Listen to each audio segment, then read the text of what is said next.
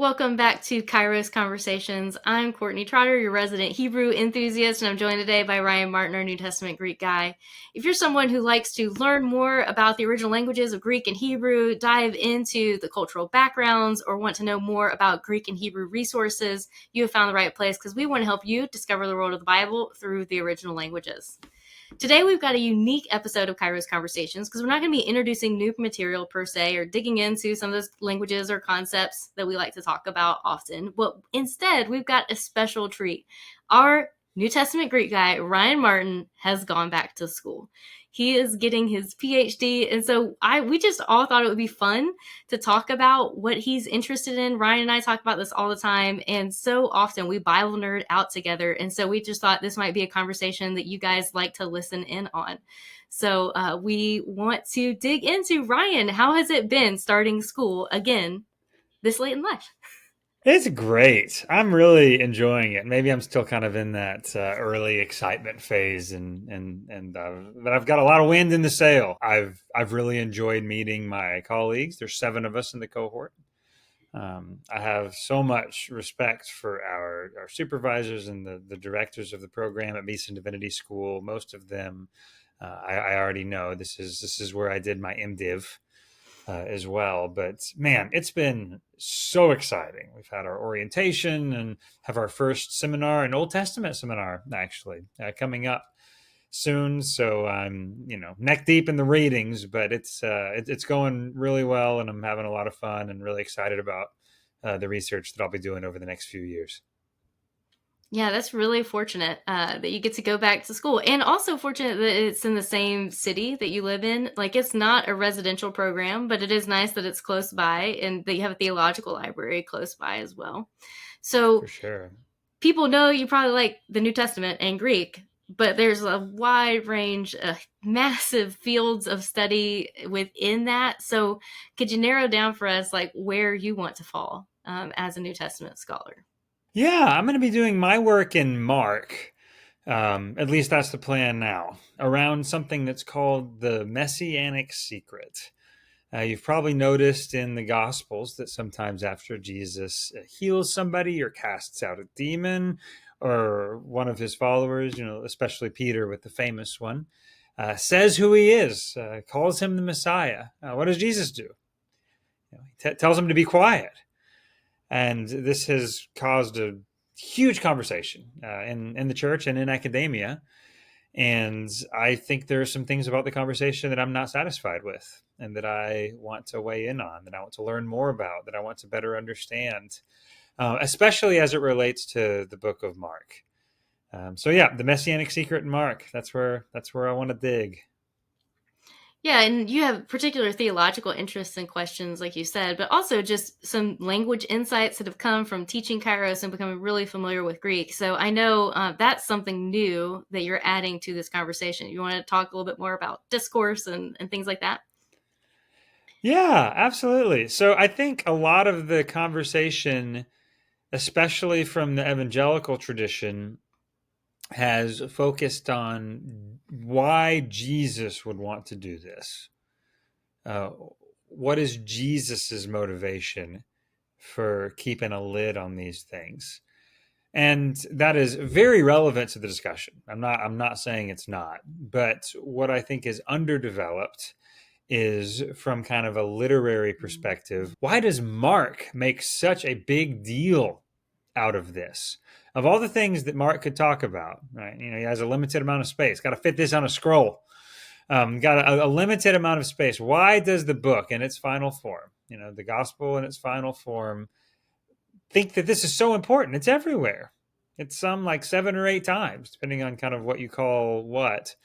At the end of most of kind of the major healings, especially up to a certain point in the gospel, kind of at the end of when he gets to Jerusalem, it changes a little bit in chapter 11, but especially in that middle section of the book on the way, it's just such a huge theme.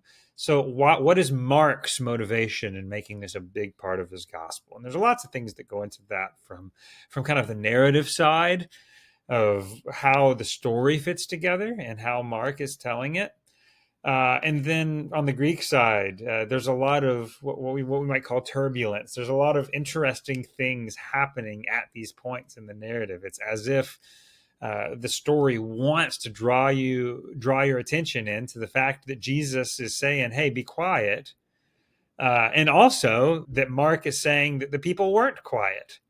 Right? How fascinating that Mark would both highlight Jesus's call to silence and then also highlight the fact that they go and tell everybody what happened anyway. So there's a whole lot there, and probably many more Kairos conversations episodes to come, looking at each of these texts individually, looking at the one time in Mark's gospel that we get the opposite of that. Mark 5, when the man on the other side of the lake, demoniac, is demons cast out and goes into the pigs.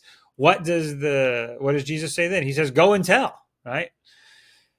So many fascinating things, and there's some theological and even very practical concerns as it relates to both the first century church and our church today that I think we need to hear this no from Mark as much today as Mark's original audience did then. Yeah, those are good and interesting insights that you're bringing to this.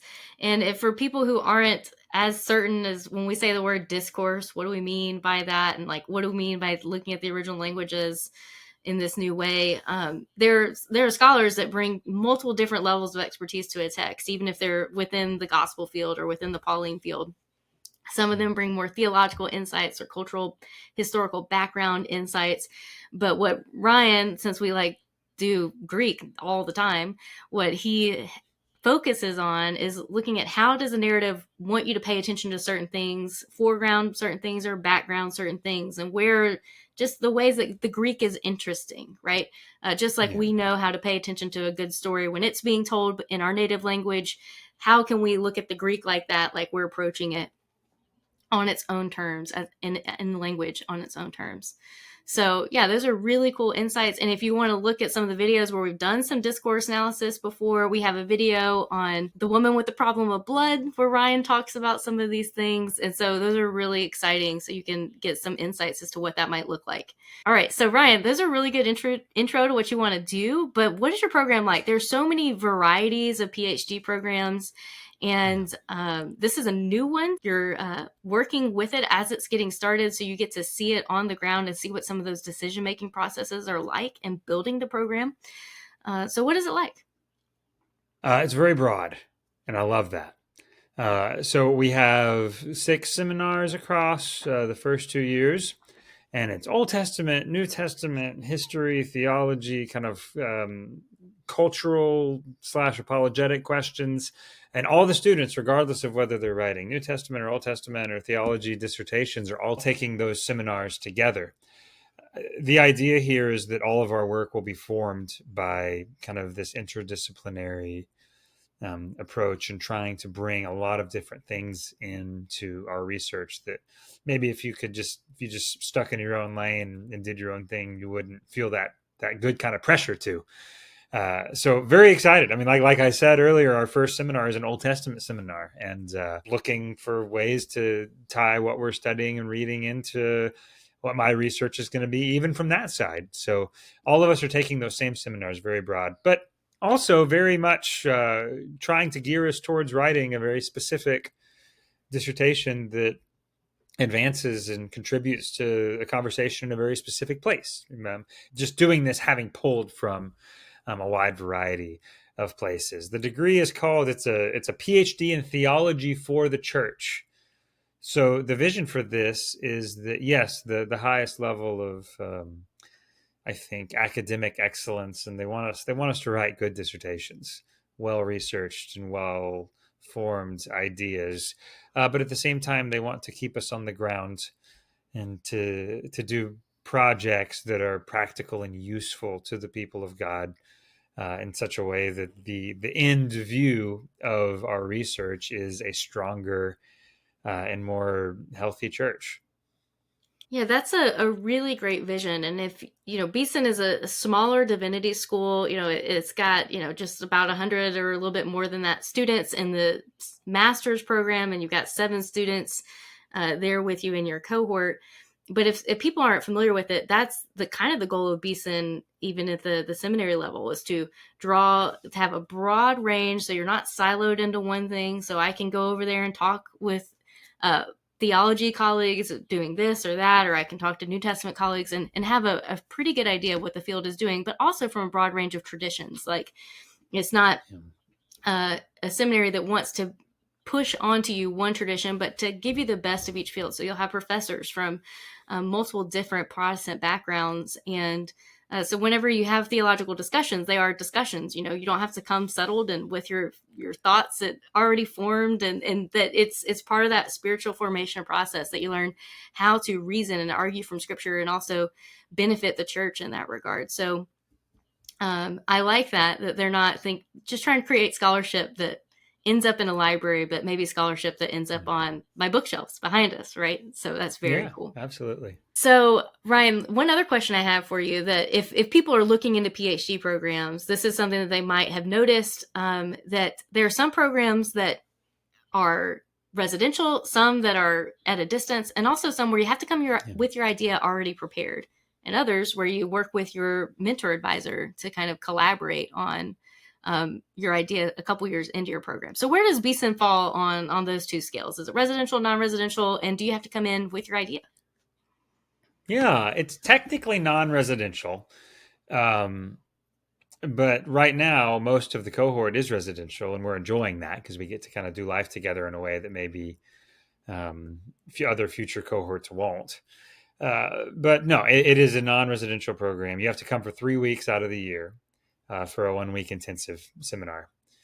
There are other biweekly research seminars that can be attended in person or online. I attend them in person because I'm here, and I enjoy that. But yes, non-residential program. In terms of the kind of having a proposal before you come, they do ask for like a research proposal in your application.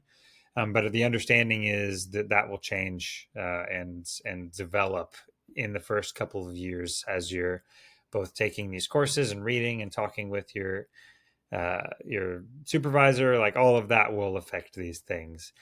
I personally at this point, I might look back on this recording 3 years from now and laugh, but I mean, I really like what I'm starting to research, and I'm kind of hoping that I can make this work. Of course, as you begin to dig and study and see what everyone else has said about these things, it will obviously influence the direction of the program. But I'm really into what I'm hoping to research, so I hope it sticks. Yeah. Yeah, I think other people even in the cohort have an even greater amount of flexibility of things that they want to do. So I'm trying to hold it loosely, but I am really excited. Mm-hmm. That's exciting. So, one last question I got for you just about this is why did you decide to do a PhD? You know, that might be something people are wondering about. Like, you did an MDiv, you're teaching Greek, you're doing a pretty good job doing it, I think, working with you. So, Thank you. what was the impetus that made you want to go back and get a PhD? Yeah, I want to know more stuff. I'm not content. And I can always read books and learn and study, and but I think to have the impetus to really try to put together a big project and contribute to a major conversation is something that I think will influence my reading and writing decisions in really positive ways. I mean, Kairos, this is a big part of it. Is I want to be a better Greek teacher. I want to be a more competent Greek teacher. I want to have more understanding of the language as we form the way we do things at Kairos. I want it to be more informed. I want it to be more intentional and better on the Greek side. Also, again, I'm holding this. I'm trying to hold this loosely, but this issue with Mark of the messianic secret and what I think is happening there is very important to me, and I want to have the voice to be able to speak from a place of understanding and knowledge, and be able to offer this to the church, right? And Mm-hmm. just in short, I think Mark is saying no to any vision of the Messiah that does not involve suffering and death and giving your life as a ransom for many. I think Mark is saying an emphatic no to a vision of victory that is more defined by the world's imperial powers than by the suffering servant. And I think we need to hear that today.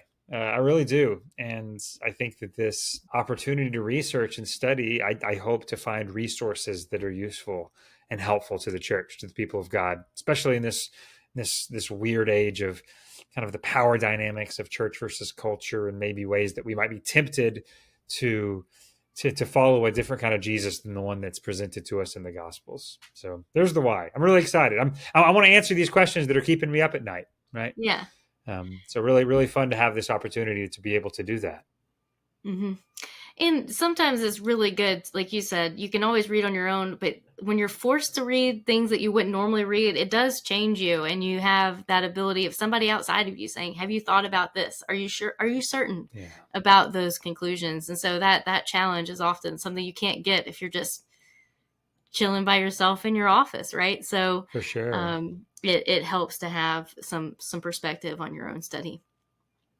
So lastly, we know you're running Kairos and raising a family there with 2 kids who are lots of fun, and also starting this new PhD program. So I know you have a ton of needs. How can we in our audience be praying for you?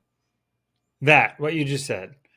I think just time management and knowing when to give more to one thing, realizing when my family might need more of me, realizing when Kairos might need a lot from me in a season, and realizing when I might need to bracket off a lot of time to work on a project or kind of thing. I mean, I've got kind of a general structure of how this is going to work, Mm-hmm. time wise, but I think everything, schoolwork and the rest of life, will require.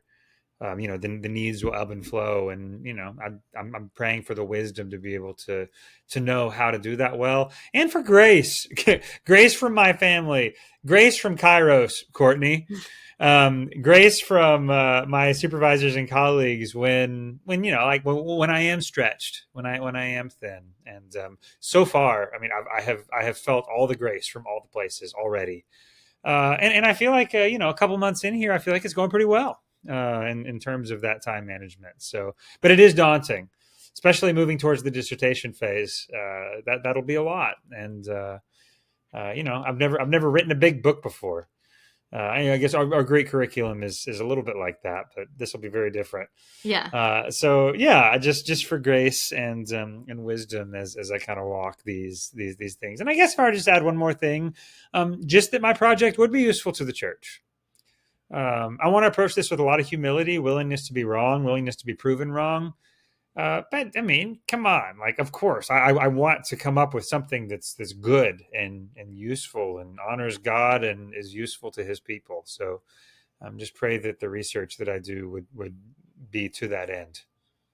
Yeah, that's a really great word, and we know that God honors those decisions and those offerings that we make up to Him, that we offer up to Him, and so I know He'll honor your study as well and bless you during this time, even if it does get overwhelming at times, balancing all of the different responsibilities that you have. But I'm sure you'll look back on this video, you might laugh, but hopefully you'll also see it as the beginning of a great time of blessing in your life as well. Yeah. So we hope you guys enjoyed this conversation, getting to know a little bit more about Ryan, the things that he's interested in, and also some about Beeson's PhD program, if that might be something of interest to you, that you can do it from wherever you are located in the country. So we want to be a blessing here to you also at Kairos. So if you want to help get the word out, be sure to like, share, and subscribe. But until we see you next time, may the Lord bless you and keep you.